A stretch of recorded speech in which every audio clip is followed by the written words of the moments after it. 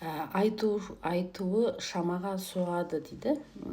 Маған мен 5-02 туылғанмын, менде бизнес болды, 36 жасқа дейін шик болды, кейін кетті 42-де ақыры жаптым, Абида деген потолок болды ғой дейді.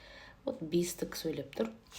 5-і жаңағыдай 5 туған адам, 5-і 14-23 күн туған адамдар, осындай фартовый адамдар 36 жасқа дейін болады. Фарт көбінесе 36 жасқа дейін.